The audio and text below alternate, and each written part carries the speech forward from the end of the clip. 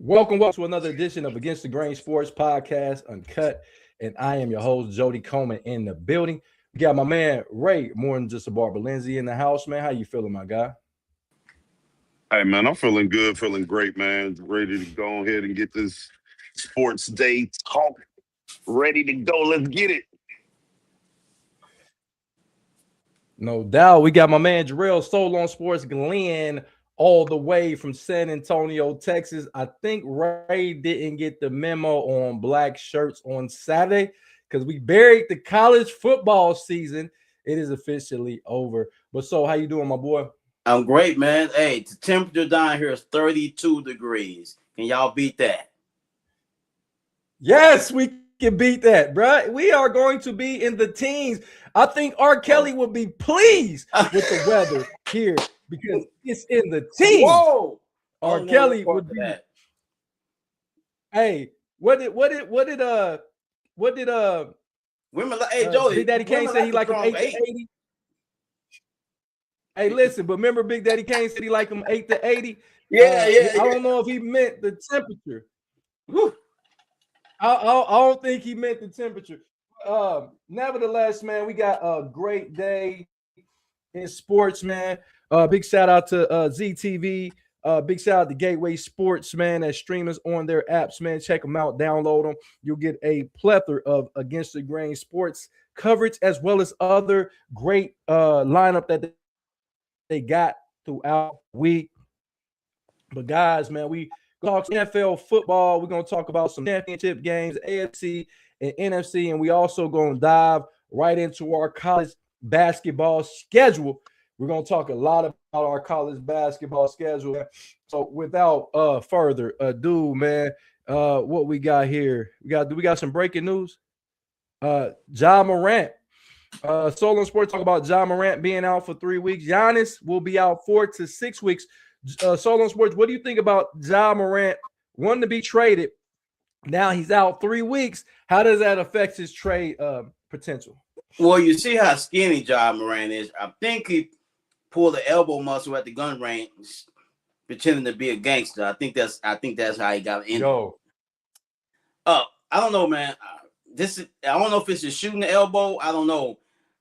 Shooting elbow. What am I talking about? Shooting a ball or shooting a gun? Anyway, it's gotta hurt. It's gotta hurt it. You would think it would. I mean, injuries are not helping when it's time to trade someone. Same thing with Giannis. So 3-week injury.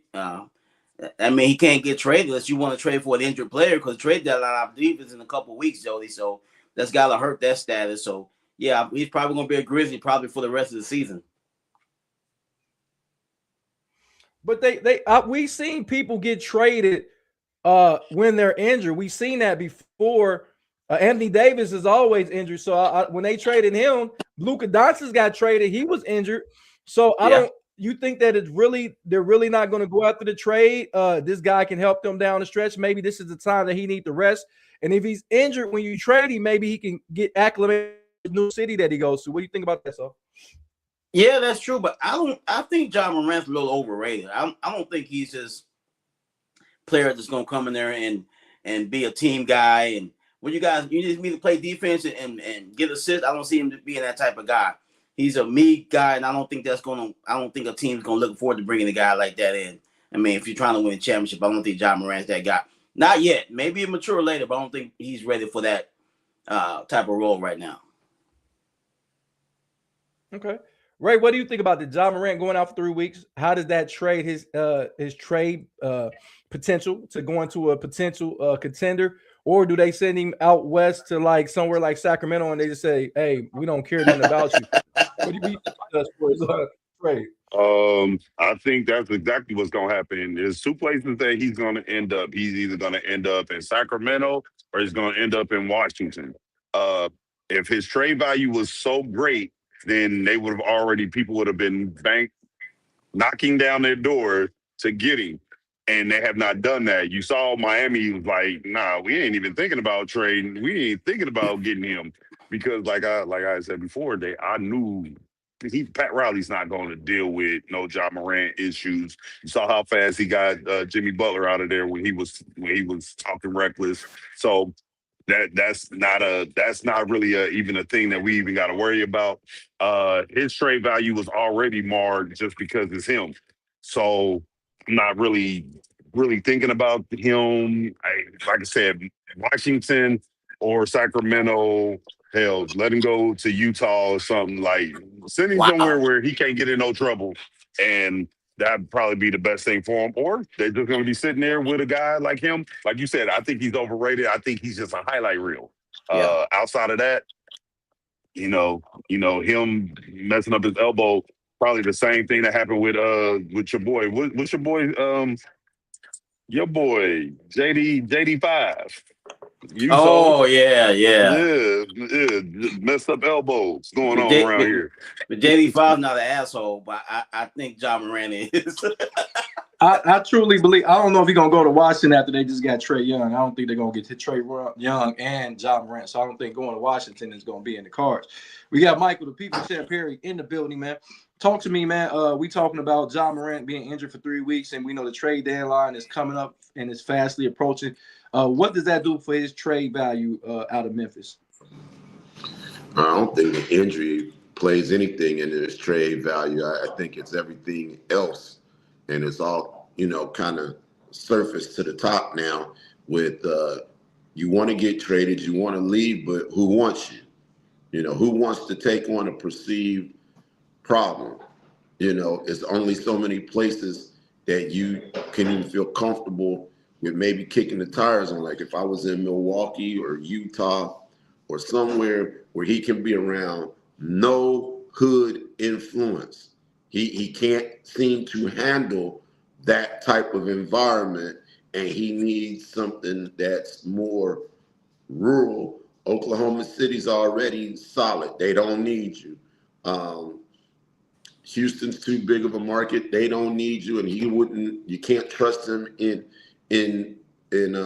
Houston now. Maybe Toronto, send him to Canada, let him try that. But if you are Atlanta, if you are Miami, if you are New York or Brooklyn, Chicago, you just don't want to kick the tires on Ja Morant because you don't know if you're getting a basketball player or thug passion. I don't know. And so passion. So I don't know, but that's just what he's dug. That's what he's dug himself into. So it's going to be a challenge, but I don't think the injury has a lot to do with it. Okay.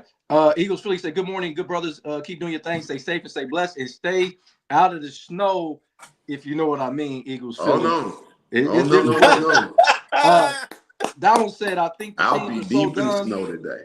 Donald said, I think teams are so dumb that they talk all this stuff about the players and other teams. Now the teams have to taking for a bag of chips. Also, Donald said that Miami stuff, I never seen that happen. I think the Heat won't even get another good player in trade or free agency again until Riley is gone. Nobody wants to play for him ever again. Eagles Philly says, shout out to my Philadelphia 76ers for playing some good basketball. We beat the Houston Rockets the other night, even though we should have won that game at the end of regulation, but the referees did not call the golden. And we will play the New York Knicks today. Asia say, what's up to the fam? What's going on, sis? Before we get into our college basketball, Ja Morant, man, I think a lot of teams talk shit like he overrated or he won't play. Trust me, it's teams that's calling for Ja Morant. to say that this guy can't play basketball is really, really, really irresponsible for a lot of people to say. Far as in organizations, Ja Morant can help a team if he can stay healthy, but that's a big if. We got a lot of guys that's battling injuries. I don't really think it matters what culture he goes to. I think Memphis was just a situation. He was a young guy, and I don't want to blame it all on Ja Morant. I think it had a lot to do with the people around him, because when he had the guns and the video surface, it wasn't him that posted it. It was somebody in his camp that posted it that he trusted. I think he need to get around more people that he trusts, that's really going to look out for this young man's best interest. He's still a young fella.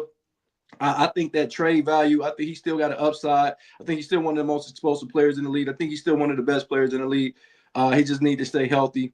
So I think that he goes somewhere. I mean, the guy's still averaging 20 and 10. I mean, he's a 20 and 10 guy, potentially, man. And who can't use a 20 and 10 guy at the point guard position? When he's in the Memphis uniform, look at their record. They're one of the best teams. As a matter of fact, when he played a whole season just a year ago or 2 years ago, they were the second team in the Western Conference, which is loaded with talent. So I think somebody will kick the tires on Ja Morant, whether he's injured or not, man. I think he's still a phenomenal player. Just need to get around some good people. We've seen a lot of players, Allen Iverson being one of the ones that was around a lot of bad people, bad influences. He was able to turn his career around. I think we need to get this guy an opportunity to do the same. Joe, some of his issues, and not just his homeboys or people he grew up with, his own parents or part of the issue. They know your son's a hothead. His mom goes to Foot Locker.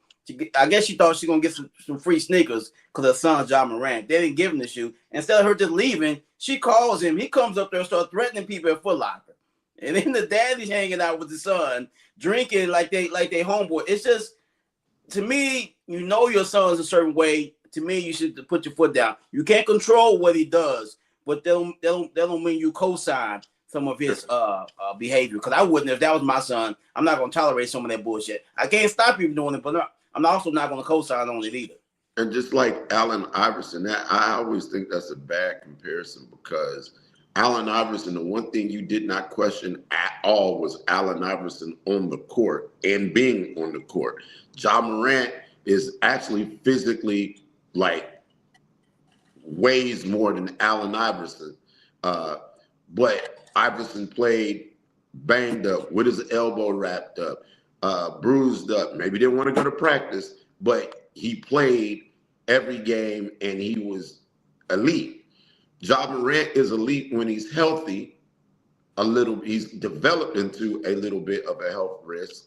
Then you have the entourage. Then you have the baggage. Then you got the parents. It's a lot. Now, one trade that might could work for him is a straight up trade. If they could get Charlotte to trade him for Ball, that would be, Charlotte's kind of ran the gamut with Ball. You know what I mean? Like, they haven't gotten better, and he just keeps performing.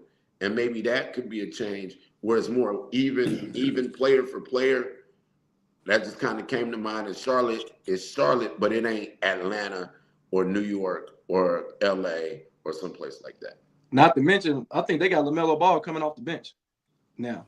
He's not starting? No, I think he's coming off the bench the last couple games. So I think they might be at wit's end with him. So that could be potential. But I think as far as both of these guys, I mean, you're getting the same player. I mean, LaMelo Ball is a highlight reel, but is he doing a lot of real winning? At least when Ja is on the court, Ja is doing a lot of real winning. Jody, when the last time Charlotte won? The organization. That's what I'm saying. They're not doing a lot of real winning. So what are you talking about? Yeah, so I don't think that it's Ball's issue. Like, the franchise hasn't won in almost 15 years at any significant level. I think it's the franchise more than the player. And I think Ball will be good, can make a good team great. I think Ball is really that deal. I wish the Lakers had got him a few years ago when I first mentioned trading LeBron for Ball, because I think that would have been just dynamic for that city because he's from there. No doubt. Hey, what's up, Ashley? Light Bright in the building. She said good morning to the fellas. I hope you're doing very, very well this morning. But yeah, let's get back to what we came here to do. That was a little sidetrack information. We got some college basketball today, and we're going to really dive into our college basketball pick 'em segment because we don't have college football That's why everybody has on black shirts to bury the college football season. It is officially over. Let's go from the top. Ray Moore and Jabbar Lindsay. We got Wake Forest at 11-8 versus number 5 Duke at 17-1. Looking very, very good. Talk to me about that game. Do you think who wins this game? I think Duke wins this game. I think Wake Forest, you know, I don't think your boy is walking through the door. I don't think Tim Duncan is walking through the door. I don't think CP3 is walking through that door. So I got Duke winning this game. They're at home. It's difficult to win in that arena. They only lost one game so far this season. They're playing real good. So I got Duke winning this game. Okay. So who you got in this matchup right here? Well, I'm gonna go with Duke. I mean, it's a conference game. You never know they can get tricky from time to time, but they're playing really good basketball right now. So I'm gonna go Duke to win at home. Okay. Michael, the people said, who you got in this matchup right here? Of course, I got Wake Forest. I see them playing a phenomenal game today. They will play their best, most complete game. They will have visions of Randolph Childress running the point, and I suspect that they will go into that little teeny tiny cracker box of a gym and come out with the dub. Okay. You don't believe that, Mike. Yeah, Mike, I want him to be an analyst and not be biased, but I mean, we got to let Mike. I guess wait a minute. When y'all pick who y'all pick, I'm going against the grain. I'm going to take. I've actually seen Wake Forest play. If you ever pick Duke to win a game, Mike. If you ever pick Duke to win a game, Wake Forest play this year. I understand that they can get hot from behind the arc. I know that they can potentially pull off the upset, just as you pick your upsets. That's all I'm saying. It's just ironic that you picked this one. It's just very ironic. But yeah, I think Duke at home is almost impossible to beat at home. They're 17-1. Cam Boozer is a bruiser down low, no pun intended. Not to mention, if you look at some of the other elements that they have, his little brother, twin brother Boozer is out there. He's starting to get acclimated to the offense and star. They got a lot of weapons, and Cameron Indoor, man, it's hard to win. Everybody knows it's hard to win, whether you like them or not. We know that it's hard to win in Cameron Indoor. So I got Duke to win this game. Hey, Jolie, have you heard the rumor of Duke hosting the NBA Cup tournament next year? That's a rumor that they're going to move it from Vegas to where Duke plays. That's the rumor I heard. I got to look into that. I really don't give a damn about the cup. So I know. I just thought it was interesting. I thought it was going good in Vegas. I see like a lot of fans are there. Now they want to move it there. To me, that makes no sense. But hey, real quick, Mike, and for the record, I despise Duke like the rest. But I'm going to pick them when I see that this is a clear-cut case. I don't hate them as much as you do, but I dislike them. But yeah, Ray, every game I see them play, I see a pathway for the other team to win. Doesn't mean that they will, but I see the pathway of how it can happen. So I just stick to my guns and go at it. I think if us four and we had Donald running the point guard, I think Mike would pick us to beat Duke. I think he would. There would be a pathway to victory. Though he might get hot with that janky jumper that he talks about all the time, and he may go bananas. He may be 20 of 21. Ray go get a double-double. You know, we just spread the court because we can't quite get back like we used to, but we can, keep defense gonna be the problem. It's very funny that you call a person jumper janky. You ain't never seen me play, but Mike always throwing shots at me. But we'll go ahead and keep it moving because this guy. This guy is analyzing the game like he blind, so his glasses is not letting him get opportunity to see. So some people you just can't compliment, bro. Number 7, we got number 7, Nebraska, 19-0. They're going to play Minnesota at 10-9. Nebraska, this is the best start in school's history. Who wins this game? Like you said in your final thought the other day, Joel, it's crazy. Nebraska's the best team in college basketball in the Big Ten. This is the best team y'all got. It's crazy. They're undefeated. It's a conference game, but I don't see a problem with that. I think Nebraska will take care of business against Minnesota today. Oh, another black shirt. Check it out. Yeah, they know we putting the college football season to bed. Who we got? We got Ray Moore, Jabbar Lindsay. Talk to me about number 7, Nebraska against Minnesota. Let's see. I really don't. I see Nebraska going into Minnesota and going ahead taking care of business, undefeated. But this could be an upset alert as well. Going into another team stadium and thinking that you're going to get the dub, but Nebraska's playing really good basketball right now, so I got Nebraska winning this. Okay, Michael, the people tell me you got number 7, Nebraska or Minnesota. Before I answer this question, I do want to ask you a question. Who would you rather have? And this is back kind of to Wake Forest. Which point guard do you think was better, Randolph, Childress, or CP3? In college, Randolph Childress. In college, Randolph Childress. Yeah, I'm leaning that way too, because that was what he did to Jeff McGinnis is never. I'll never forget that. My heart sank like the. And he was like, he told that brother him to get up. He wasn't playing nobody. That was easy. He wasn't playing a real school. Donald, stop. Donald, stop. You just got here. Don't get that started. You know, I mean, when your little brother is talking, you just brush stuff off. Go ahead, Mike. Who you got in this game? I got Nebraska. They're playing really, really well right now. The Fighting Hoibergs, I think, you know, I think he's an exceptional coach, college coach. It didn't work out in the NBA, but I think he's an exceptional college coach. And so looks like his system is kicked in. He's got the right players. They executed, make it work. So until they play Michigan or somebody of that stature in the Big Ten, I'll be rolling with Nebraska a lot in the Big Ten.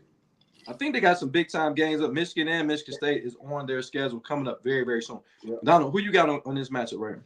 Yeah, that's what I was going to say. They should. Nebraska better than Minnesota, but I think they play Michigan like Tuesday. And teams tend to look forward to other games, so I wouldn't be surprised if they get upset. But I don't think it will happen, but I wouldn't be surprised at the same time. So I'm gonna take Nebraska to win. But if they got upset looking forward to Michigan, I wouldn't be surprised. I've been watching a lot of these college teams, Nebraska being one of the teams that I covered over the last 7 to 8 games. They play as a collective unit. Hoiberg's son is the point guard. That's always a good thing when you got a son of a point guard. None of these guys are probably going to play in the NBA. It's going to be very hard pressed to see some of these guys. And I think they're playing to most. Mass has the best opportunity to be an NBA player. But I think these guys play together. They play for each other. They've been on this roster for quite some time. And Fred Hoiberg is a hell of a coach.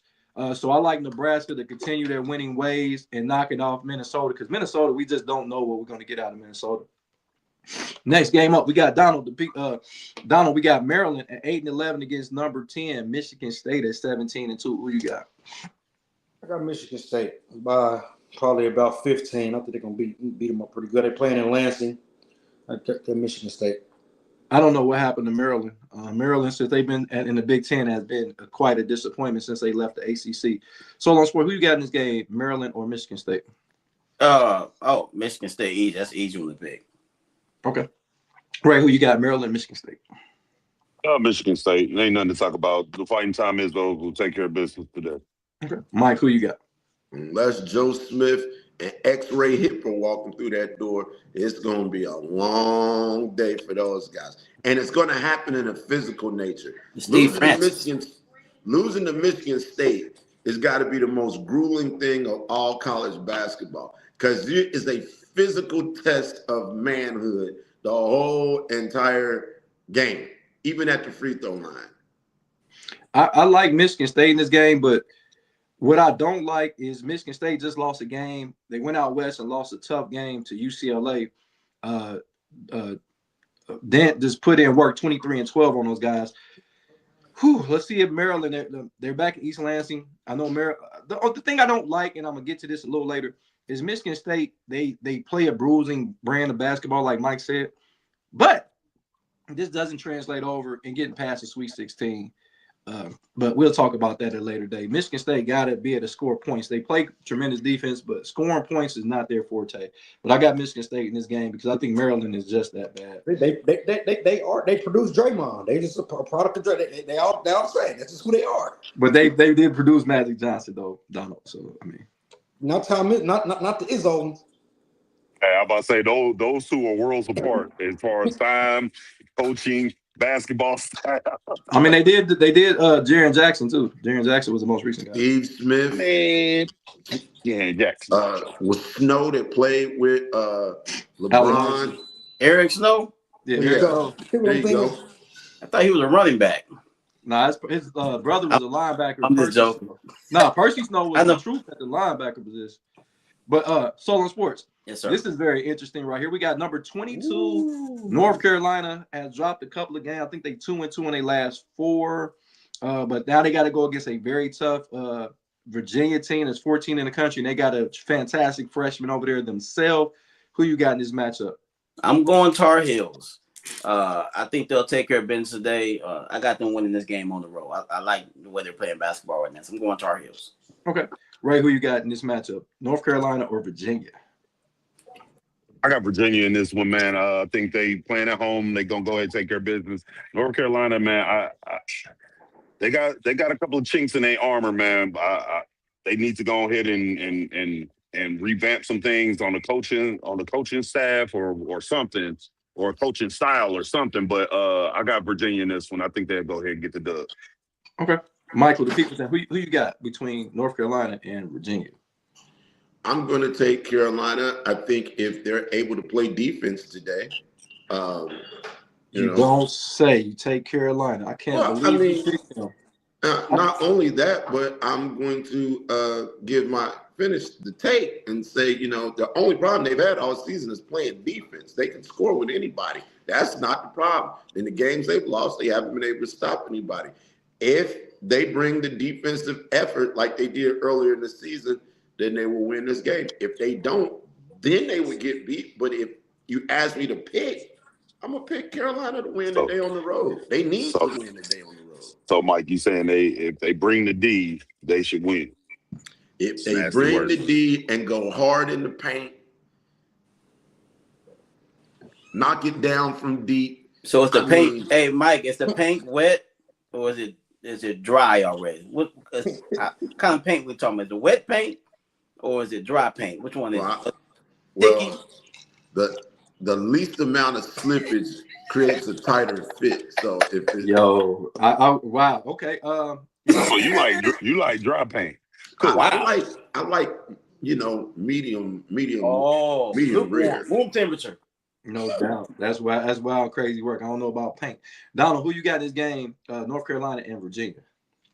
I think Carolina needs to win more. I think because if Virginia lose, they still Virginia. Carolina has a standard on certain things, and I'm telling you, I'm just talking to other people in the fan base. What's his name? Hubert Davis is not just in smooth sailings right now. So I think they're gonna play on fire today, and I think they're gonna get a big win. What they need to do, and I'm gonna take Carolina to win. Yeah, I'm gonna take Carolina to win this game because I think Caleb Wilson is that. I always been bragging about this kid. He's a premier guy in America. But this is my thought, my caveat with the North Carolina. They lost 2 games out west. It's hard to win. That's why I don't like the ACC playing Cal and Stanford, because that's 3,000 miles away. And I don't even know if did they come home, Mike, and then go back out there, or did they just stay out there for that West Coast? They stayed out there, but Jody, I have to disagree. They gave 0 defensive effort. Teams were shooting 50% from behind the arc. You could be playing in New Mexico. If you let the other team shoot 50-some% behind the arc 2 nights in a row, you're gonna lose. But that's what I'm saying. I was trying to get finished with what I was saying. It's not just North Carolina that struggle on these road trips. Michigan State struggled on their road trip going out there losing to UCLA. Teams are struggling when the teams their players so far away. It's a regular season game, and it's not like football where you only play 1 game. And so I just don't really like. I don't like this the geographic landscape of college basketball, because these kids have to travel so far. If you're Ohio State, you got to go play Oregon, and you'll play like USC in the same week. And I think that affect North Carolina. That's why I think North Carolina wins this game, even though they're on the road in Virginia. At least they're back on the East Coast. I think the best player on the court is going to be Caleb Williams. He's going to show it. I like North Carolina to win this game on the road. I know who did go out there and beat Cal and Stanford. It wasn't no problem for us. But Yo. And then there's another thing about them having to go out there and play. The ACC is making a lot of money. College, they pay a lot of money. So now once you're getting paid to play, you become kind of like a professional athlete because you're getting paid for what you do. So you got to be kind of treated for as the road trips and traveling. That becomes into that too. Because to make more money, to pay you more money, you have to make the money. So you got to go play. You want your money, right?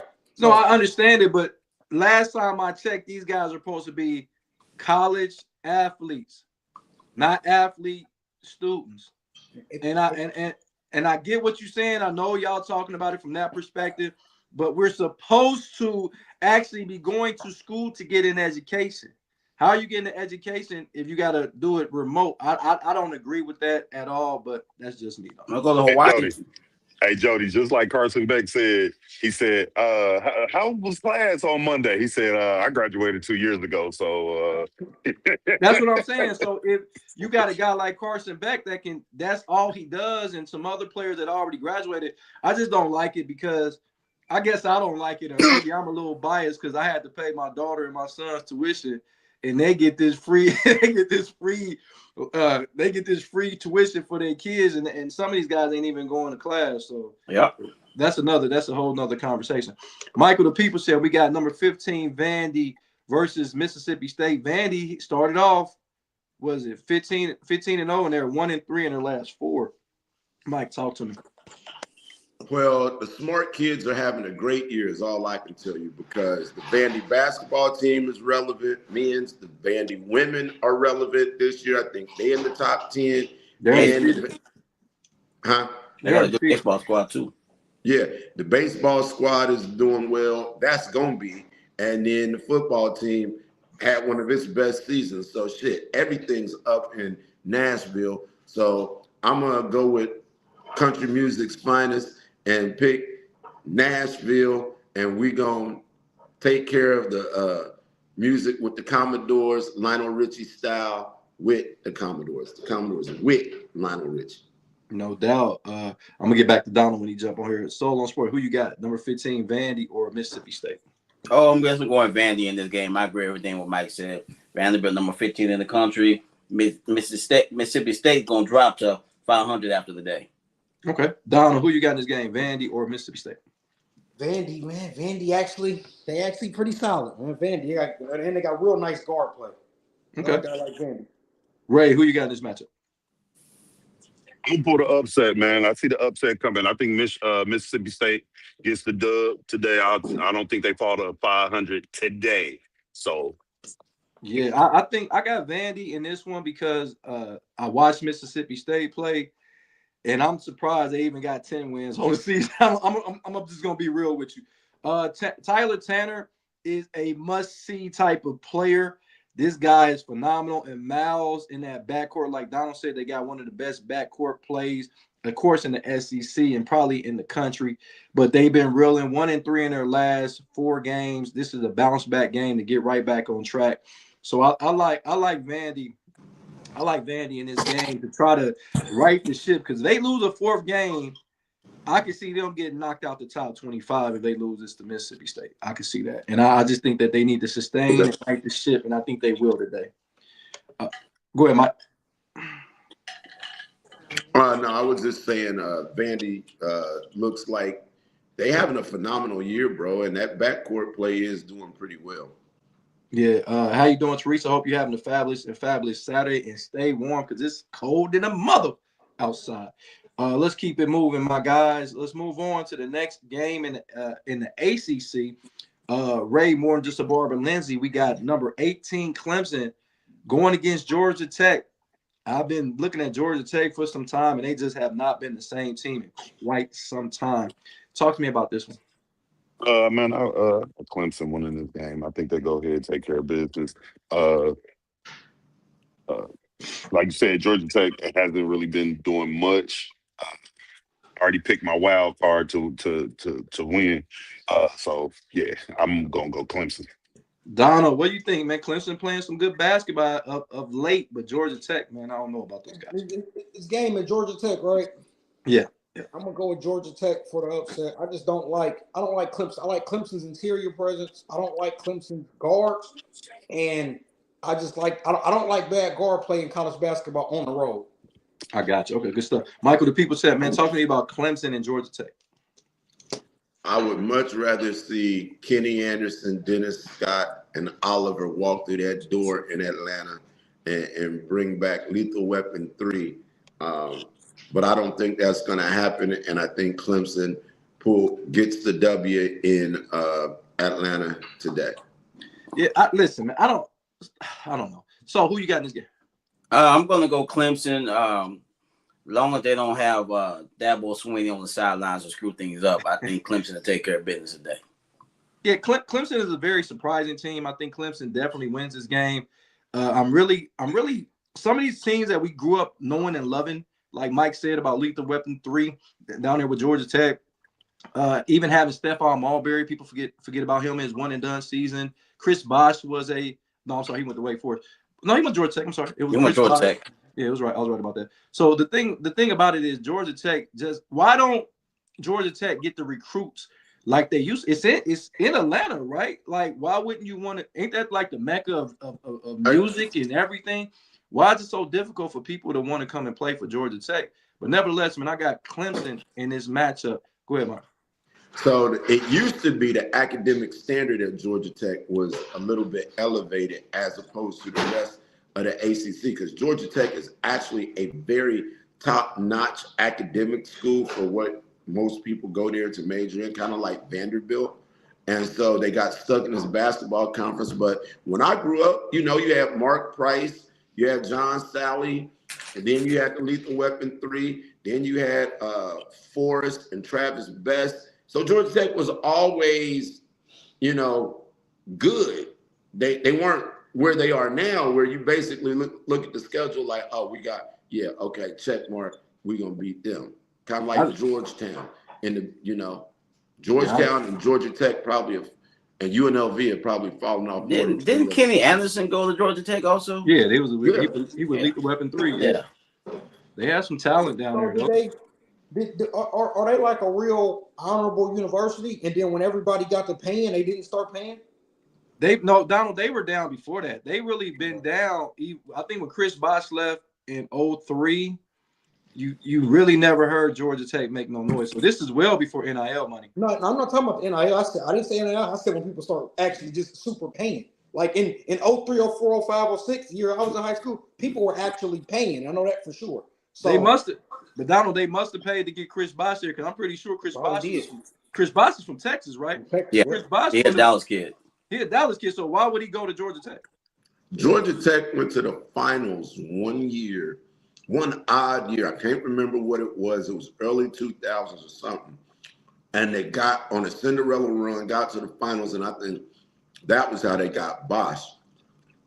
But outside of that, I don't know if since Bobby Crimmins left, let's just be honest, they haven't had another big-time coach. I think they tried to make a splash with the coach that they hired now. And I think is it Damon Stoudemire that's their coach? I think Damon Stoudemire is the coach. Yeah, that's what I was going to say. It's probably coaching that they can't get the recruits. And, coaching matters, especially in college basketball, because the whole team will leave if that coach leaves. So if you ain't getting good coaching down there, that's probably one of the reasons why.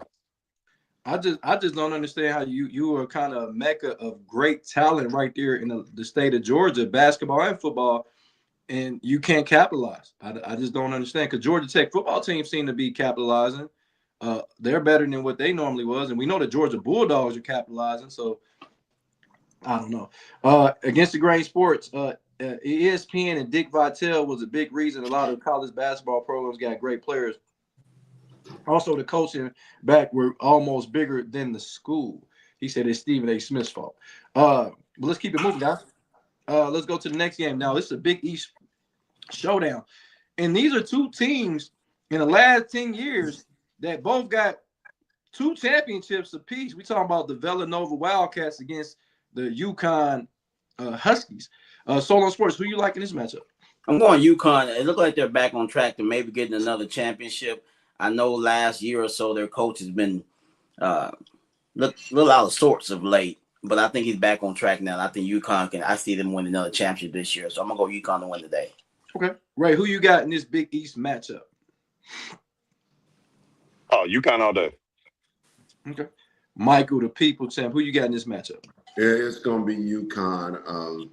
Jay Wright is not on that sideline with those $500,000 suits with the perfectly coiffed hair and all of that. And ever since he's been gone, I think he jumped off the ship at the right time because Villanova's been down for the last couple of years, and I don't see that changing today.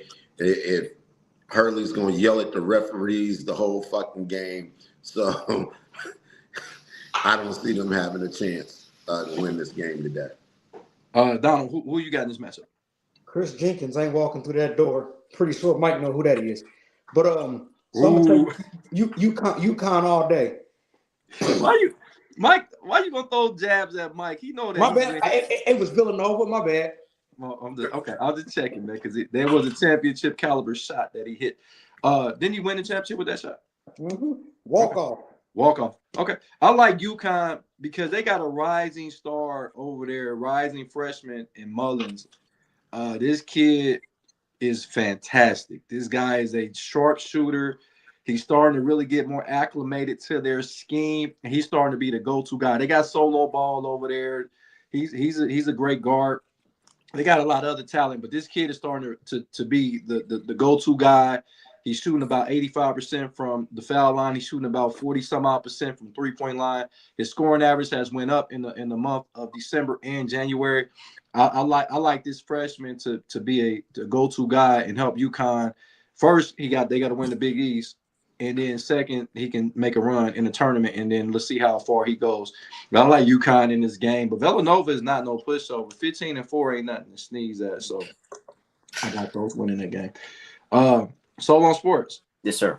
You got the number 21 Georgia Bulldogs at 16-3. I think they your daddy in football, and they probably gonna be your daddy in basketball. I want to know why you put this game on here. I'm a little pissed off with you, Jody. I'm just saying.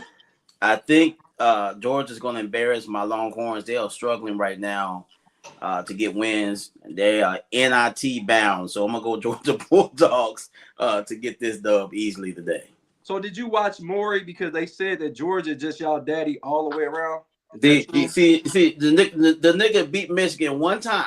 One time you finally beat Michigan. Now you talking shit. You beat him once. I just want to know. So I don't watch Maury that much, and I just want to know if they y'all daddy or not. Yes, they are. But we're better than them at baseball. Okay, I get baseball. We got them. I think.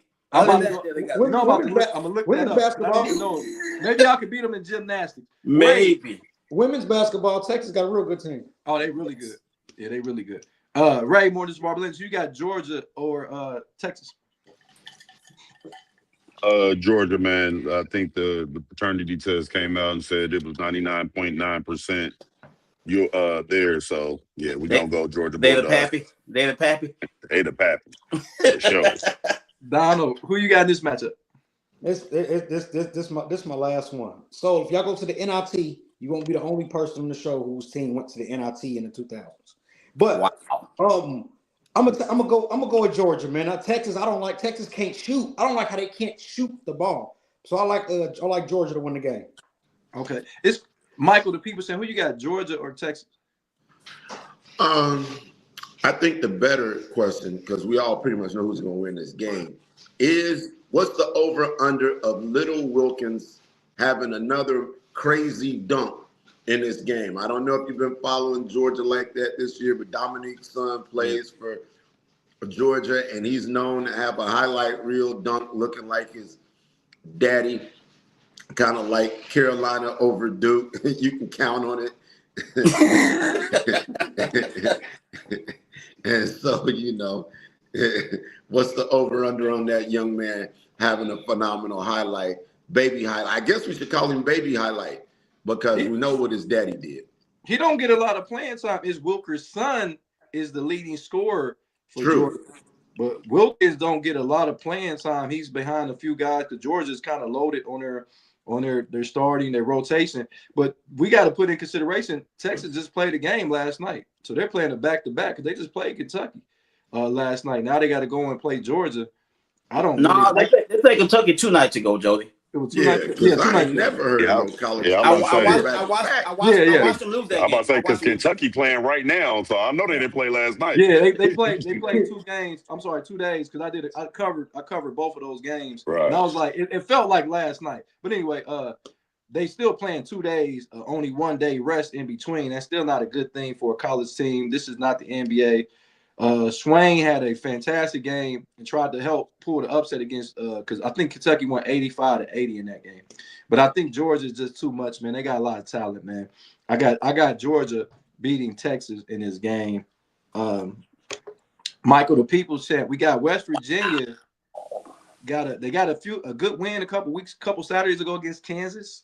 But now they got to go against the number 1 team in the country and probably the most well-balanced team in the country as well, in the number 1 Arizona Wildcats. Who you got? I'm taking Arizona all day. Okay. So who you got? Oh, I'm a Wildcats. Ray, who you got in this one? Arizona. Donald, who you got? I like Arizona in every game they play. Yeah, Arizona is something special. I like Arizona. They got 3 phenomenal freshmen. They got a freshman on their team that leads the nation in high fives. He leads the nation in high fives and chest bumps and fist bumps. I think he's going to be a bench All-American this year. His name is Bryce. Hey, Jody, you think his dad can get him drafted next year too? What do you think?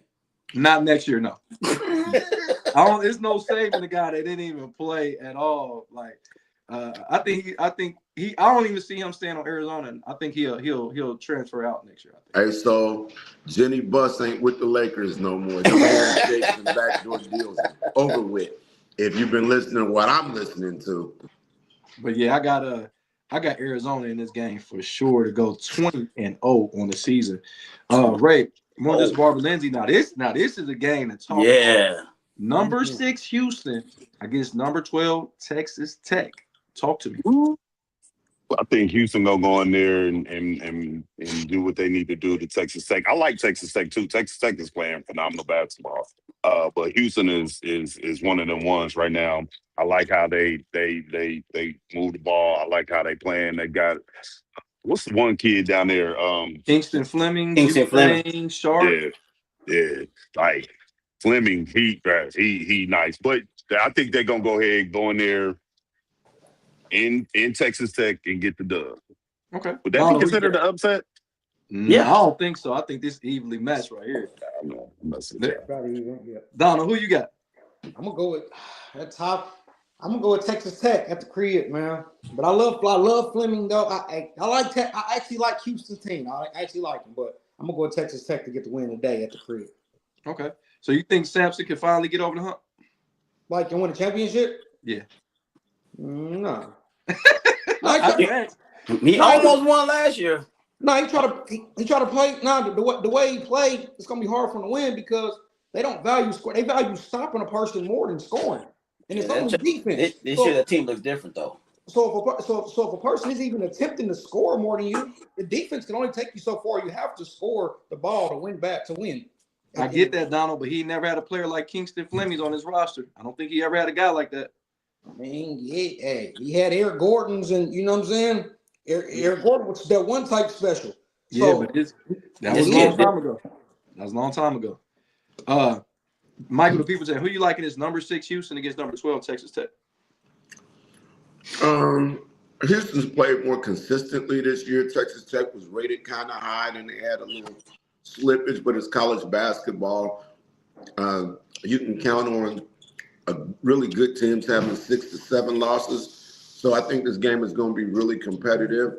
And I've got Texas Tech pulling the upset today. That ain't really an upset, but okay. Solo Sports, who you got?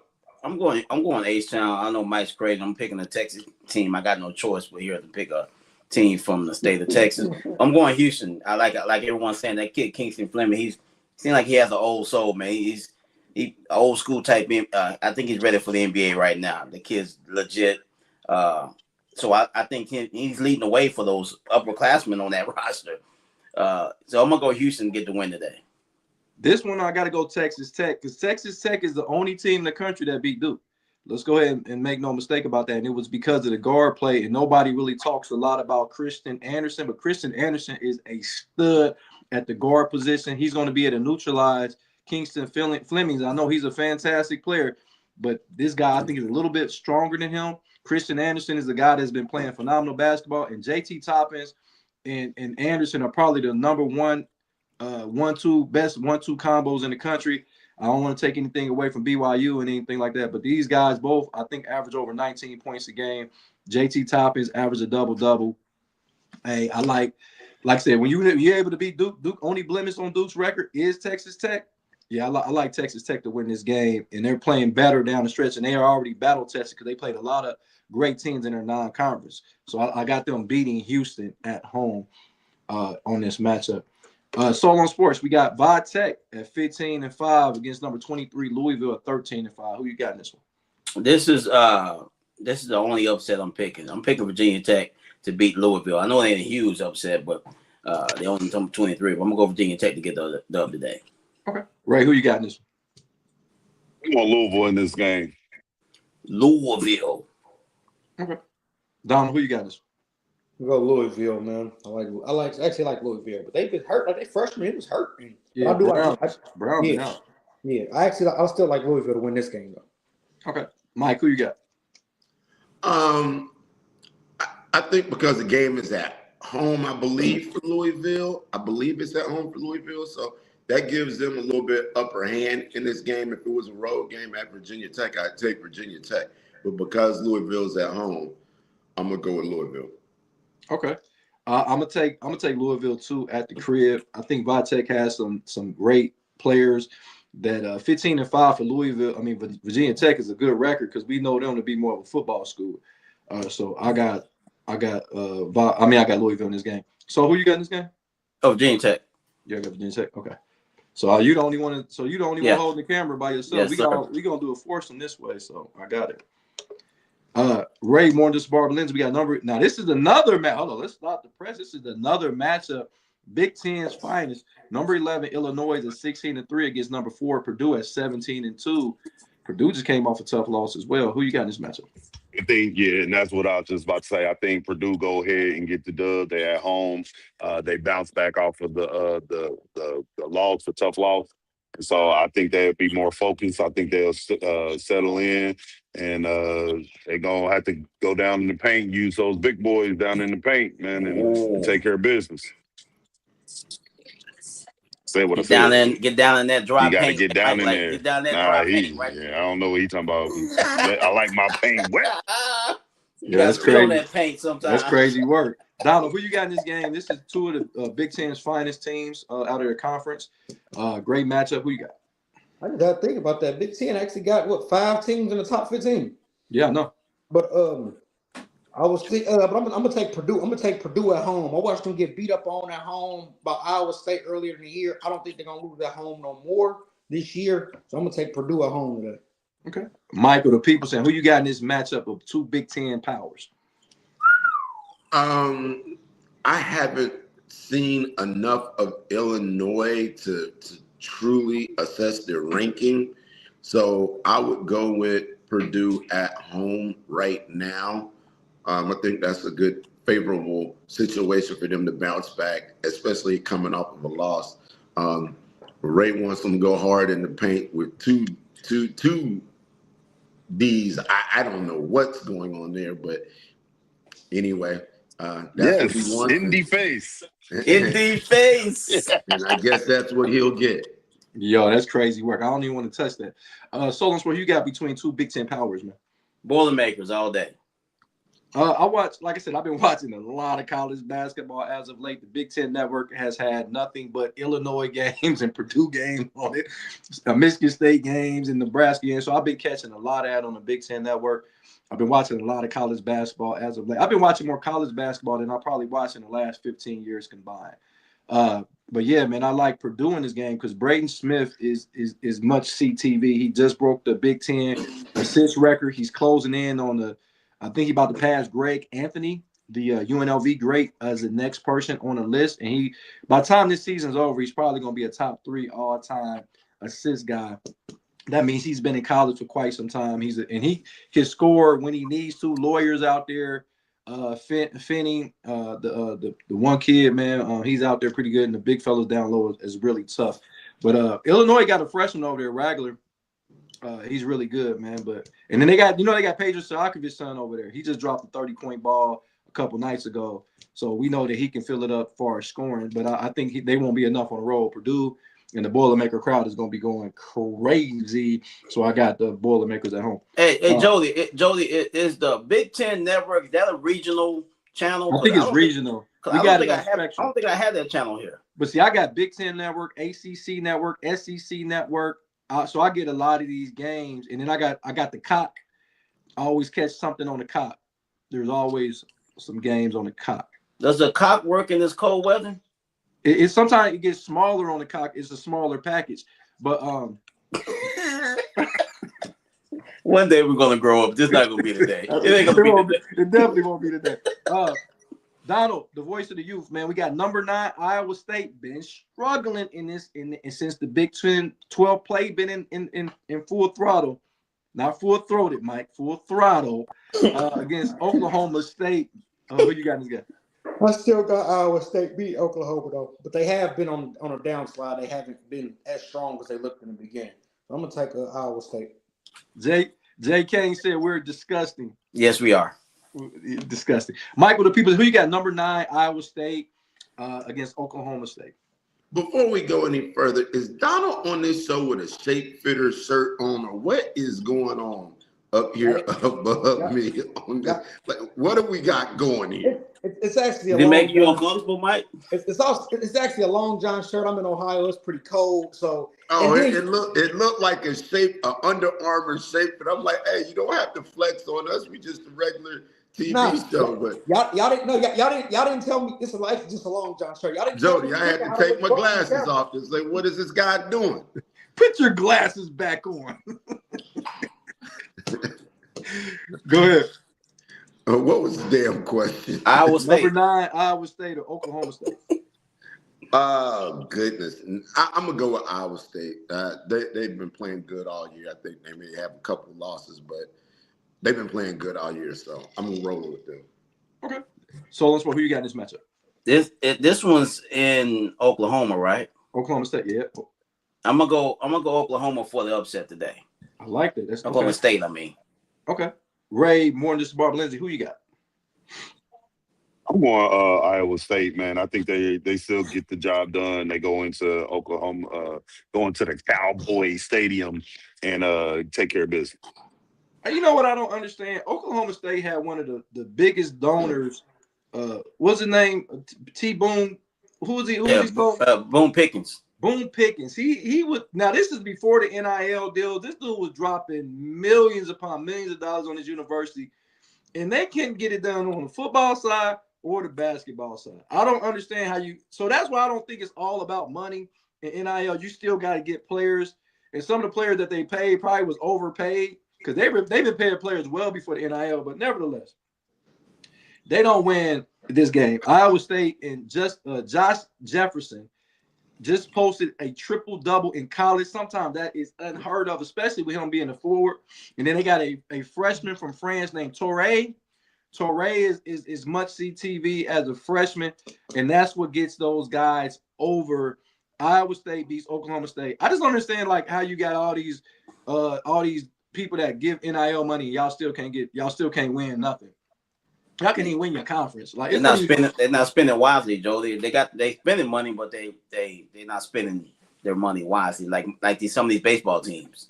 And it's crazy because I don't even think Oklahoma, even though they got a good record at 14-5, I think it's going to be hard pressed for them to even get into the tournament because they still got to go play Kansas. They still got to play Texas Tech. They still got to play Houston. They got a lot of big dogs left on their schedule. So no, Joe, you got to convince these kids to live in Oklahoma. No one wants to live in Oklahoma. Even the people that live in Oklahoma don't want to live in Oklahoma. I got a friend now, my boy Chuck Ramsey. He's in Oklahoma. He's from Ohio, and he don't like it, do we? He been there for a while. Big shout out to my guy Charles Ramsey in the building. Ray, more than just a Barbara Lindsay. We got Auburn. Well, what the difference a year make? Auburn was a top 3 team in the country just last year. Now they're bottom of the barrel in the SEC. They're going against a Florida team that was struggling as of late, but they are the defending champs, and they starting to really put everything together in Florida, man. Who you got between Auburn and Florida? Florida. It was all good just a year ago, and now it ain't good for them no more. So yeah, I'm going Florida. I think Florida is they're not playing great, but they look good the couple of games that I saw, and I'm like, okay, I'm really impressed with how they play. So yeah, I'm gonna go Florida in this one. Take care of it because they actually are at home. Okay, Donald, who you got in this one? I'm gonna take Florida. Florida's decent, but just because Auburn fell off, but at the same time they lost all their players. They was old. All of them was old. They had all them seniors, 5th-year seniors. They had all them last year, and they fell off the cliff. I'm gonna take Florida. But they got Petty for it, and they got a kid down there named Hall that was a transfer, and this guy is averaging 20 points and 8 rebounds though. Like, so they got 2 guys down there they can play. But I see what you're saying, Don. And Bruce Pearl's gone too, right? Yeah. Bruce Pearl. I think that's probably the biggest loss. Bruce Pearl being gone. Michael, the people saying, who you got in this game? But if I'm correct, Bruce Pearl's son is the coach. Yeah, he is. That don't make it. It ain't Bruce Pearl. Like, it ain't him. Like, LeBron James son play for the Lakers. It ain't LeBron. He said he's not Kyle Shanahan, Joe. That's what you said. Yeah, he ain't Kyle Shanahan. Go ahead, Mike. Well, I was just thinking from the continuity of it that there should be a seamless transformation from one to next. But what I really think is it's not always about X's and O's, it's about the Jimmys and Joes. And last year they had Jimmys and Joes. The one kid who had the emotional attitude problem is now at USC, I believe. Yeah, the light-skinned kid. Baker. Yeah. So he was somebody that could have been on this team and probably would have made this team better. But I only think, how many games did they lost? Like 5? 7. And they've had a tough schedule too. They haven't lost just a bunch of scrubs. They've lost tough games. So maybe they rally today. I'm going to pick Auburn. I'm going to go with Auburn. Okay. So who you got in this one? Gators. Okay. Ray, you already picked this one? Who you got? You got Florida. I'm going to go with Florida in this game. I think Florida's playing high-octane basketball. Boogie Flynn has been a sight for sore eyes down there in Gatorville. Boogie Flynn, that was a huge transfer to get in. And he's playing phenomenal basketball. Like Donald said, guard play in college basketball is king. And they got some bigs down there. Pause. They got multiple bigs? Yeah, let's just keep going. They have a plethora of bigs. Let's keep going. Boogie Flynn is smorgasbord. He's helmet. They got the kid Xavier Lee, the transfer. Those are the 2 guys that's playing in the backcourt. Xavier Lee hit the big game-winning shot against Vandy to get Vandy their first loss. So Florida, man, I like Florida down the stretch, man. Don't be surprised if Florida is a tough out in this tournament. Florida's not gonna go. They're not gonna go quietly into the night. Soul on Sports, we got LSU versus number 20 Arkansas. You know about Arkansas's phenomenal freshman and Darius A-Cup Jr. Talk to me. Yeah, I'm gonna go Razorbacks. I was gonna go with the upset, but I'm gonna go Razorbacks in this game. Okay. Ray, more than just a Barbara Lindsay. Who you got in this game? LSU or number 20 Arkansas?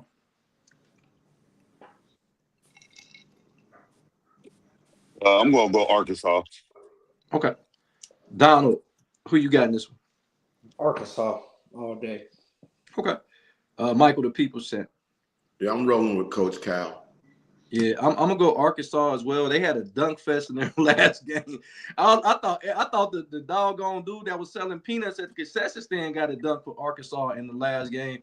Darius A-Cup is the fucking truth, man. Darius A-Cup. So your boy Calipari done it again, man. He done went and got another. I don't know what Calipari does to get the Tyreek Evans, the Derrick Roses, the John Walls. Like, this dude goes and gets all the best players from somebody else's city. How did Michigan and Michigan State allow this kid to get out of Detroit? You see what I'm saying? Like, how do you let a guy that's this good get out of? He's in Arkansas. He's not even in Kentucky no more.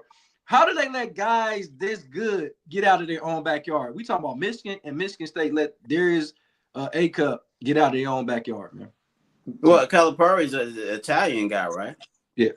Well, he watched the Godfather. He made them an offer they can't refuse. That's how he gets these players to come play for him, because he got a track record of bringing players into a place you think they wouldn't go to, leaving good schools in that state. He has a history of doing it. That's for damn sure. Donald, what? Okay, so first thing is it depends on the level of player you are. Like an A-Cup, he's looking at being a lottery pick, an NBA player. Why would you go play for Tom Izzo? He's going to try to keep you there 4 years, and those one and dones really don't make sense. I don't even know who the guy is. They got a new guy over at Michigan, and they were kind of at disarray a year or two ago with the Juwan Howard stuff. They got over it now. So, but Calipari, even when I've heard like stories of him recruiting, they say he'll come to your neighborhood and make you feel like you think you make you feel like you care about him. Like Derrick Rose said, he actually comes to your neighborhood.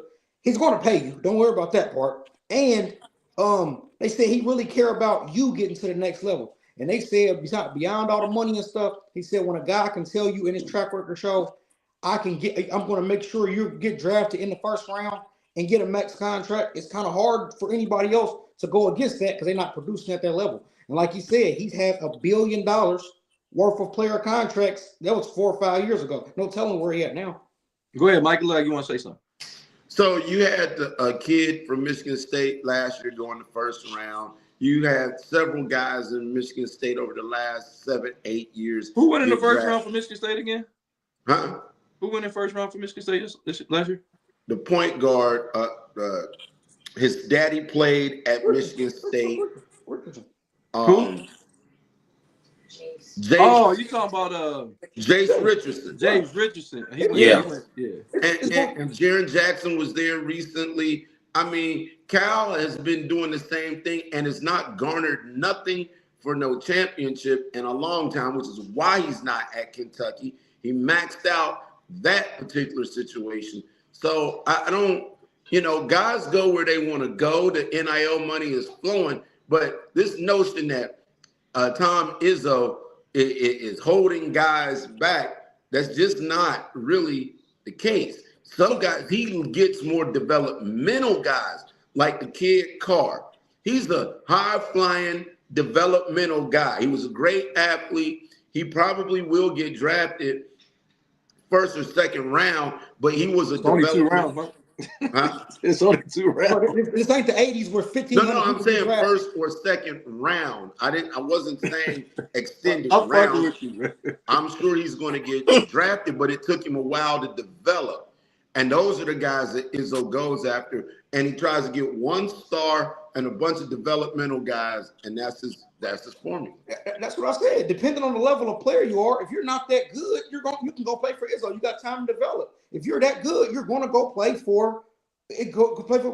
But you're looking at Debo went to Michigan State. You're looking at. I mean, throughout the history of him being at Michigan State, you've had one and dones. You've had guys that stayed 3 years. I mean, you've had it all. If you can ball, you can ball. How many players that went on to have great careers and are one and done guys have Calipari had compared to Izzo?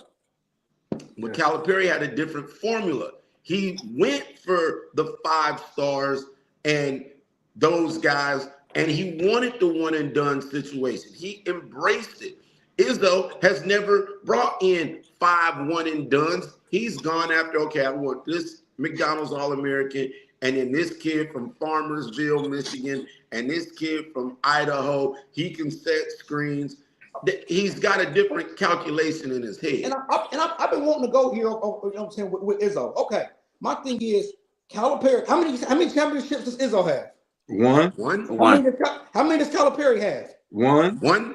How many NBA superstars has he produced? Whose players have made more money? Who's done better by their player? So it's like Calipari's like way over Calipari over whatchamacallit. Then he gets better. Calipari is not a better coach, because if he's coaching that much more talent every year in and year out, he should have 5 or 6 championships. You know, it's one. I'm not saying who's a better coach, but I'm saying who a player would rather go play for. It only makes sense to go play with Calipari. It all depends upon what you're looking for as that, a player. That makes sense. If I'm trying to get drafted and I'm the best player in America, because what Calipari is going to get is the best players in America.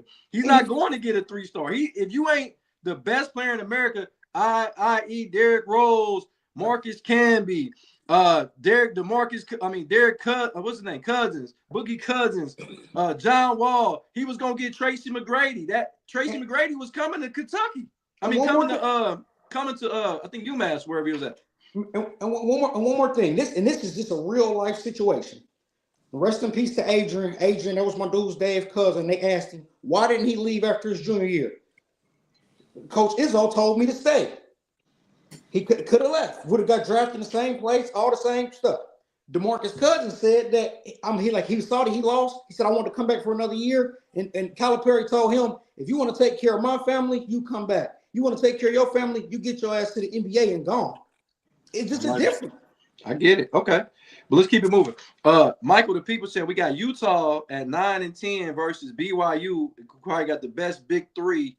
With, of course, AJ Debansky, Richie Saunders, and Robert Wright III. Who wins this game? I got BYU winning. They got that brawny motherfucker down there on the low block. Yeah. Them motherfucker can't play no basketball, but can dunk and set screens like no other. And throw you a good elbow or two and block about 3 shots a game. He is the pivotal player for BYU as this season moves on when they're not playing the rest of the, kind of some weaker competition.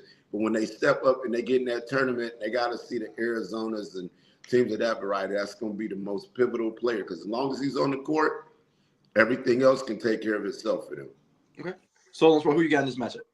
Oh, man. You got Brigham Young. That's R. Kelly's University versus Utah Jazz. That's Karl Malone. There's a lot of freaky, underrated shit going on in this game today. But BYU's way better basketball program than Utah, so I'm going to go BYU easily in this game.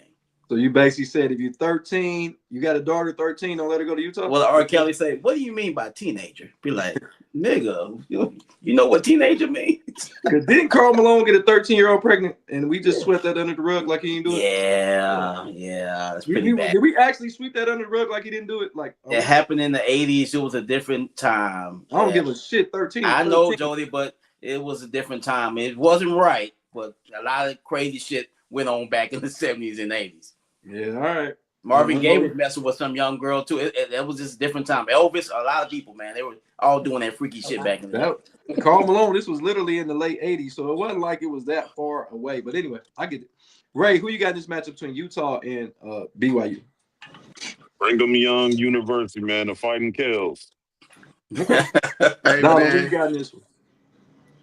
Hey, Jody, didn't you guys have those old cats driving up to C-Dub to pick the chicks up after school? I'm sure Ray saw that at Belmont. I know I saw that at Troutwood in the 80s.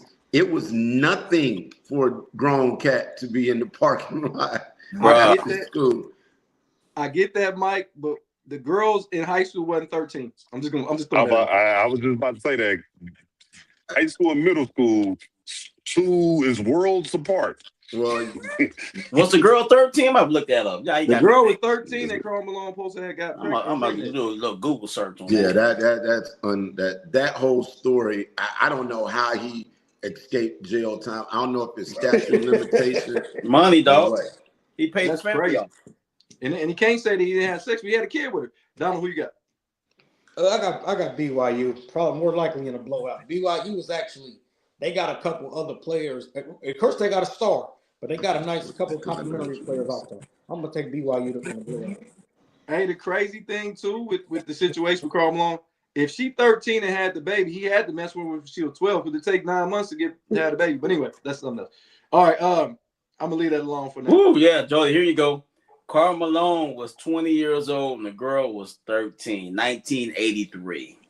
But think about this, so if she 13 when she had the baby, then that means she was 12 when he started messing with her at least. I'm just throwing that out there. But anyway, my math ain't the best. but I'm throwing that out there. That's probably what happened because they take 9 months to have a child. But I got BYU in this game. Dubansky is looking more and more like an NBA player every time we see him. We know that he can. He's a great. He's starting to develop a jump shot. He's handling the ball a lot more. They let him play the point forward position.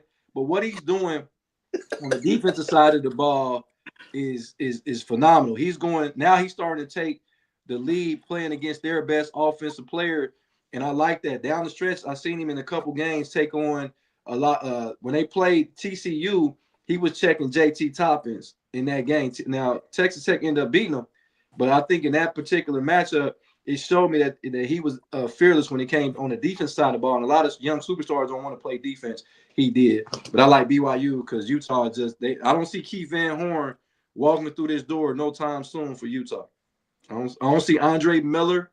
Andre Miller ain't walking through this door no time Andre soon. Miller. And I guarantee you that Rick Majerus ain't gonna coach this team. So Andre Miller was sneaky good, but I tell you what, that dude had 50 points. You didn't even know it. Andre Miller was good, man. Yeah, he was good, man. He the one. See, he the one that took him to the finals against. It wasn't Keith Van Horn. It was Andre Miller and Michael Doliak. Michael Doliak took Utah to the finals and lost to Kentucky. God damn, Joe, how the fuck you remember Michael Doliak? Michael Doliak don't know his own name. You remember this motherfucker's name? I don't. He used to play for Orlando, so he did. I got a lot of information in my head that I need to get disposed of because I don't know how I remember this stuff. I don't know. But Donald, we got San Francisco against number 8 Gonzaga. Who you got? You know, so I got Gonzaga. Gonzaga, all right, as long as they don't play certain people. But Gonzaga, I got Gonzaga winning the game, man. Mike, who you got this game? San Francisco or Gonzaga? Gonzaga, baby. They playing at their level. The one thing I will agree with Donald is as long as they playing against a certain caliber, they golden. But once they step up like they did to them Heels in the last national championship. Shout it out, Donald. Talk about that. Okay. Juliana Smith said, now that the transfer portal, NIL, and early drafts are tools for college players to optimize their individual college careers and money, how important is it to position themselves on teams that have strong potential for winning conferences or NCAA tournaments? Win or lose, the players have their money. And we can get to that after we finish up this segment. So who you got in this one? Gonzaga. And then Ray, who you got in this one? Gonzaga. Yeah, for sure. It's an easy bet that Gonzaga they're gonna run through that conference until they get into the Big 12 next year. They will run through this conference. Gonzaga once again is gonna be a team that gets to the thing, has two losses, and then gonna get bounced in the first or second round when they play some real competition like that. They going to the Big 12 after this year? No, the Pac-12. I'm sorry. Oh, so if they're going to the Big 12, they're gonna get their ass whooped. They trying to combine they trying to get teams, some teams like Nevada. They trying to build back up the Pac-12. Boise State is going over there, so it's gonna be interesting to see. Like I said, are they gonna get a power? Are they gonna when we go to football? Because I don't think Gonzaga got a football team. No, they don't. Do they get a automatic bid because the Pac-12 is still supposed to be considered a Power 5 conference? So we'll see how that goes. Soul on Sports, we got number 19 Kansas against Kansas State. It's in Manhattan. The thing is funny is the kid Peterson, I've never seen a guy score as easy as this dude scores. Like this dude, it's like he scores so fucking easy, but he can't. Once he scored, it seemed like he scored a couple points, then he get all of a sudden his legs hurt. So like Wemby, you mean kind of like he's on the minutes restriction like Wemby? Yeah, I like that. Well, I'm gonna go the upset. I'm gonna go K-State Wildcats to upset the Jayhawks in this game. Okay, Ray, who you got in this matchup? I think I'm gonna go K-State winning this as well. I think they get the win. I think they get the dub today. They playing at home. Kansas, they okay, but they not real. So, okay. Donald, who you got? Well, I've been watching Kansas State. I actually know what kind of guy locally play for.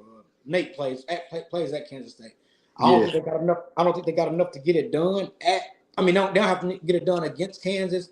And then even if Peterson is doing more damage to the game than people know, because it's kind of being spread now that, when he got the money, the deal was he has to play 20 minutes a game.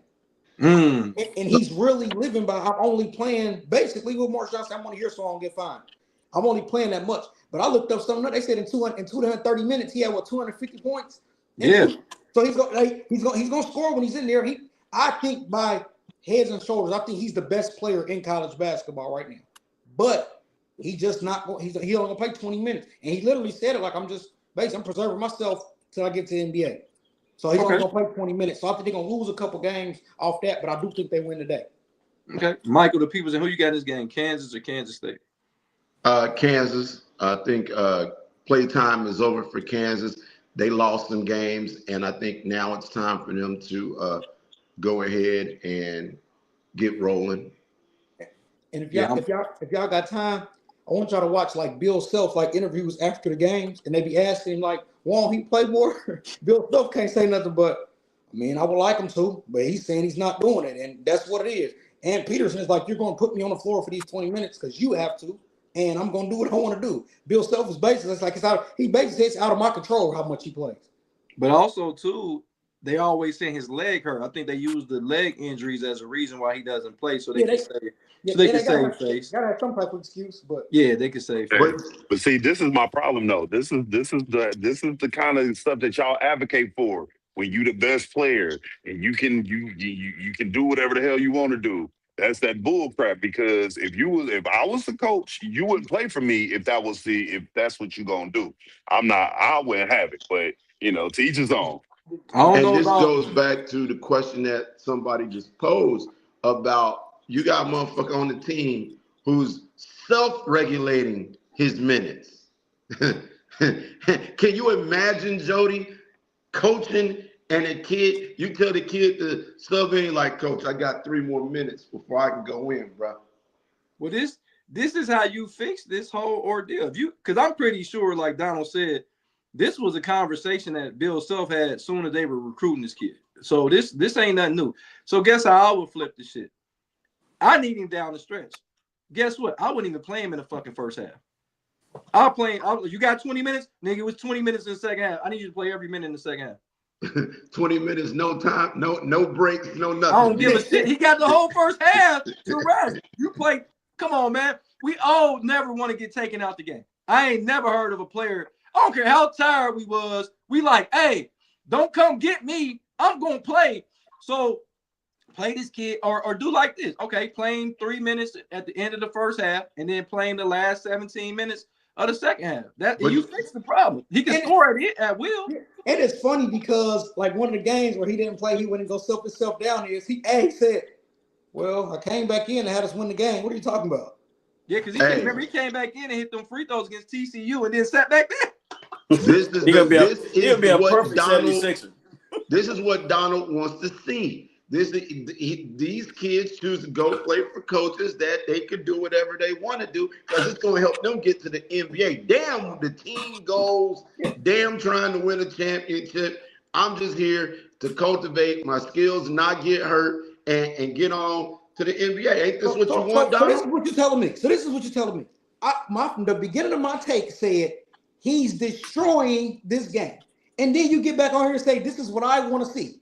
That's crazy. No, Donald, we had a conversation. We had conversations before, and you advocated for this kind of bull. That's why I said. I didn't say it was right. I said it's reality. Reality. Protect yourself because they won't protect you. These guys nowadays, they understand they're not going to be the player that just died because he was homeless in Philadelphia. Is that you got to take care of yourself. The guy from Philadelphia Eagles, he just died because he's homeless and played professional sports. Didn't have no money left over. You got to do the best. Whose fault is that? Well, whose fault is that? And not to be disrespectful to the guy that just passed away, but you get millions of dollars. You supposed to regulate your money. That's not on everybody else to manage your money. And because you mismanage your money, now you are, and God forbid, substance abuse was a part of that. It's kind of So why is it a bad thing for a guy to make sure of to insure himself so he can have It's that just type of money if he know that's the type of life he want to live? all So I'm you saying is you can't. wouldn't play for me. That's all I'm That's saying. cool. That's cool. Yeah, That's and so when you're talking about this type of stuff, this is why Izzo recruits who he recruits, and Self and Calipari and these guys recruit who they recruit. I'm And I saying who can't is wait. and Izzo recruits guys who get caught out on rapes and murders, and these are Izzo's guys. What are you talking about? I can't wait It's not like he's until recruiting model citizens. I can't wait until Boozer decides to check out because he's reached his minutes. And then we'll be having a whole different conversation. Hey, my dad's sitting right there. He said we got to watch these minutes. Because I'm on record saying I don't even think Boozer's that good. I don't like him. Okay. Personally, me. Wow. I don't. Okay. But I do agree with a person securing yourself. As a fan, I want to see you play and compete and all that. But if you're doing what you have to do to take care of your family and you earn that right and that money, if you earned that right and that money, you got the decision to basically protect yourself and live however you want to live with your money. You earned it. Do you know that? Like basically, you know, like a Steph Curry, do you know that he said he shot 5 million shots in his life practicing to make 3,000? The type of work that you have to put in to become a certain stature you deserve, you earned it. It's not like they're giving you anything. But Donald, does that make you look like a bad teammate? Like everyone's saying, hey, it's crunch time. Yeah, but I already hit my 20. So y'all niggas, good luck, niggas. Y'all got this. What the fuck? That makes you look like a bad teammate, though. Are you passing him the ball if he's on your team? It depends. It depends. Yeah, I gotta pass the ball because I gotta. Hell no, I'm not passing so I can look better. I'm not passing him a goddamn thing because guess what? The other 4 guys is out here with blood, sweat, and tears. They out there playing team ball, and this person is out here being a hot dog, and he out here by himself. No, he not getting the ball, not from me. And guess what? And I say it again, if I was coaching, he would not even be on my goddamn roster. His job, his life. He's trying to go to the NBA. Winning a championship in college basketball means nothing for going to the NBA. So he don't even care about that. That's a bad look for him, though. But it's reality. No, it's still a bad look, though. Then why are you playing sports if you're not trying to win a championship? But this is the thing. Because a lot of people don't. If we can't say that you have to value winning a championship. No, but that don't mean you shouldn't try. It should be something. Basketball is a hustle now. It's not the love of that stuff is over with. Basketball is a hustle for people now. So let me ask you this. Do you think that guys that played in the 70s and 80s weren't playing to get to the NFL or to the NBA? Do you think that they weren't playing to get there? Yeah, they probably were. So they were playing to get there. So now we have a work ethic and character problem because all guys have been trying. You can play high school ball to play college ball. You play college ball to hopefully play professionally. That's the formula. That's the way it's always been. So now why this group of people thinks that, well, you know what? I'm going to manage my minutes and go on IG and have my model and pop bottles and all this extra shit. But winning as a team, winning is no longer, if you're not trying to win, I always was taught, if you're not trying to compete out here, you're going to fuck around and get hurt. And that's to you. You can't say what another person values. And some people don't even value basketball. It is their job. It's just a job. People look at it as a job. I hate going to work every day. I don't like going to work, but you have to do that to take care of your family. It's your job. A lot of this the thing. I'm not saying it's right or wrong. Everybody got their opinion on how they view it. But I truly believe that you can't say a person is wrong for going about something a different way when his heart is not into competition. It's a hustle and a job for him. You know what? You're so right. Because if you're allowed to do it, you can do it. True. That's true. But also on the top on the topic is this. It'd be different if he was a tennis player. It'd be different if he was a track runner. It'd be different if he was an individual sport, but this is a team sport. And guess what? If you about to be my teammate in the NBA and this is quote unquote your job, guess what? I don't even want you to be on my team in the NBA because guess what? You're showing that you not for the team, you for self. That's selfish. And if I'm good enough, if he's that good in the NBA, then that person don't want him on the team. You would just build another team. Right. It ain't gonna be him. and this is the thing, because I'll give my take. I got Kansas winning this. I got Kansas winning this game. But the crazy thing about the kid Peterson, and we keep talking about his minutes and his minutes restriction and things of that nature, this kid, Kansas still can win a game. And I believe that I truly believe that they can still win a championship. All right, so all right, man. I believe he can win a championship, in my opinion, just personally, because I believe that he can win a championship. So I got Kansas win this game. And then last but not least, we got this game right here, so we can get up out of here. Is we have Tennessee at 12-6, and we got Alabama at 13-5. Ray, who you got in this matchup? I got Alabama. I got Alabama in this game. This game could go either way. It's kind of like Dennis Rodman. Yo. Could go either way, man. I think Alabama probably winning because they're at home. Yeah. Okay. Donald, who you got in this game? Tennessee or Alabama? I don't know what happened with Tennessee that fast, man. Like last year, they was like I actually don't know, but I'm gonna go. Can't hear you, bro. Oh, my bad. I can hear you. Good. Okay, my bad. Oh, I don't know what happened with Tennessee that quick, but I'm gonna go with Alabama to win this game. It seemed like Tennessee just lost its luster that they had last couple of years. Yeah, they lost their players too. I got Alabama in this game, and LeBaron Philon is one of the best players in America. He's gonna be a lottery pick, man. This guy is a phenomenal athlete, man. This guy dropped a 30 ball not too long ago. He had his career high, and I think Alabama, who has played more of a tougher schedule than probably anybody in the country right now, I got them winning this game. Tennessee, I think they don't make the tournament this year. I'm gonna go ahead and go on the limb. I don't think Tennessee got enough dogs. They got Gillespie over there, and they got the freshman Ahmed. I just don't think they make the tournament. And I love Rick Barnes as a head coach, but I don't think they make the tournament this year. Michael, the people, who you got in this game, Tennessee or Alabama? Well, I got Alabama. I'm not sure why the wheels are falling off in Tennessee, but clearly I'm rolling with Alabama. Okay. Yeah, that's our show, man. We went over just slightly, man, but we'll get tomorrow. Our show tomorrow, we'll be here. We'll be talking about the NFL, AFC, and NFC championship games, and we'll give our in-depth analysis on those particular matchups, because it's gonna be some great football, man. It's gonna be some great football across the board, man. But Michael, the people said, man, give me your final thought as we get out here. Shout out to Little Rodman. She just secured the bag in soccer.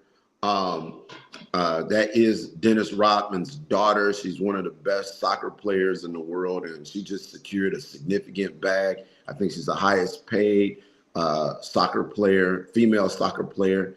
And so it's good to see that happen for her in her life. Okay, good stuff. Ray, Morning, just a Barbara Lindsay. Give me your final thoughts as we get out of here.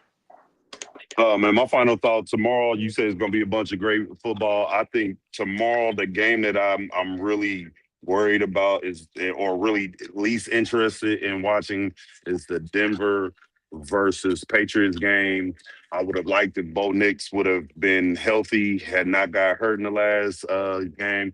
So I'm really hoping that Jared Stidham prove me wrong and make it a better game, make it an interesting game. But I really don't see it. Me personally, right now, I'm gonna say before we even do the show tomorrow, I got daggone the Seahawks and the Patriots in the Super Bowl, and I got the Seahawks actually winning it. So that's my bold prediction. I want to get that on the record right now before we even start the show tomorrow. But yeah, I definitely want to. That game with Stidham playing. I really wish Bo Nix was right there, because my pick would be slightly different. But shout out to Stidham, man. If he's gonna go out there, I hope he's prepared to get that done. But yeah, it's gonna be a tall task. I think the Patriots defense is gonna be adding tomorrow. That's my final thought. Big shout out to Ashley. Thank you, Light Bright. She said we had a great show. Thank you, sweetheart, for coming in and joining and listening to our whole duration of our antics. Donald, give me your final thoughts. We got here. My final thought is I've been really paying attention to I'm always into basketball stuff. I've been looking at the Sixers. And if this is this if is like the biggest if you ever gonna. If Joel Embiid's healthy, I honestly think that the Sixers are a major threat to win the NBA championship this year. I say that because the Eastern Conference, I'm looking at the Knicks, I'm looking at certain teams, they should be able to just breeze by them, as I actually do think Maxey and Embiid are the best duo in the league right now. But and if I believe they're gonna play the Nuggets. If they play the Nuggets in the finals, when I watch them play against each other, Embiid always dominates the Joker, and that's just what happens. So that's just my bold prediction and just a final thought that they've been playing really well, best duo in the league to me right now, and I think the Sixers are a championship contender. Okay, all right. I'm gonna go NBA as well. With my final thought is because you look across the board and you see all these phenomenal players that's out on injury reserve. You know, guys just recently, John Morant going on injury reserve, Giannis on injury reserve, Anthony Davis on injury reserve, and all three of those guys are on the trading block. I don't know if it's a different scenery that makes you healthier, because I believe if all three of those players get traded, they'll be available for the team that they get traded to if they go to a team that is a team in contention. So I'm never going to question a player injury. I'll never do that because I've been injured myself. But it's just ironic that Giannis just was talking about being traded and he was just calling his teammates out. Now he's out 4 to 6 weeks with a calf. I don't know what the NBA needs to do.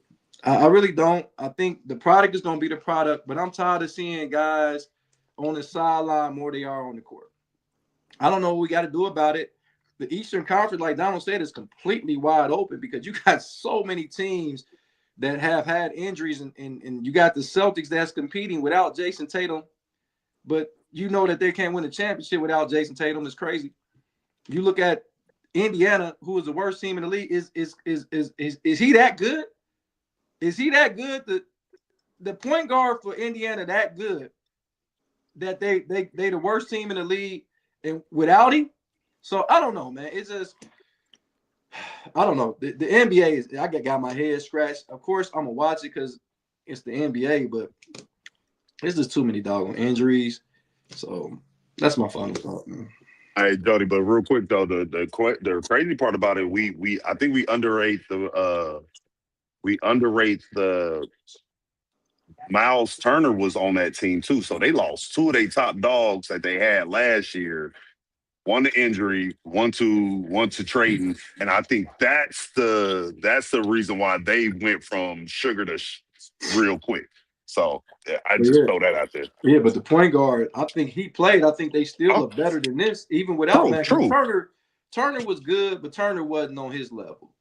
No. But I'm saying, but when you lose two of your dogs, that's what I'm saying. It's different. You lose one, okay, cool. Look at Boston. They lost Jason Tatum. They lost Porzingis. They lost Drew Holiday. They lost Al Horford. The thing with the difference, I think, is that the type of team that the way the style of play, they really predicated on. You know what I always say? Most of the time, if your point guard averages a lot of assists, the rest of the players on your team not that good because he has to set them up to score. Halliburton really sets a lot of those guys up to score. So therefore, without him, they don't have like ISO actually players. The difference in Boston, Jaylen Brown's been a top player in his class his whole life. So it's not like they don't have another player who can just flat out score the ball and be a star in his own right. He's been a star his whole life. Only time he wasn't a star was his first year in Boston. He's always been a star. So I think it's a difference in the way the teams are set up. And plus, Indiana's looking at this, I think also is if we're not going to compete, we know we got Halliburton coming back next year. We can tank, and it's a great year to tank and get in that lottery and get another piece, and we can be back in championship contention. I feel that. Hey, Soul on Sports said we gotta have to trade Anthony Davis for a bowl of cinnamon toast crunch with his injury prone ass. And that's crazy work. We'll be back tomorrow, 11:30, guys. I'm your host, Jody Coleman of Against the Grain Sports Podcast, Uncut. We got Michael, the People Champ Perry in the building. Ray Morning, just a barber. Lindsay, Donald, the voice of the youth. Jason, the hefty lefty. Jarrell, Soul on Sports, Glenn, all the way from San Antonio, Texas. Andrew, mic'd up And like I said, we can't do none of this without Jay Kane and Chef cooking it up in the kitchen. Ray, what we doing until tomorrow at 11:30, man? Yo, we working. See y'all tomorrow.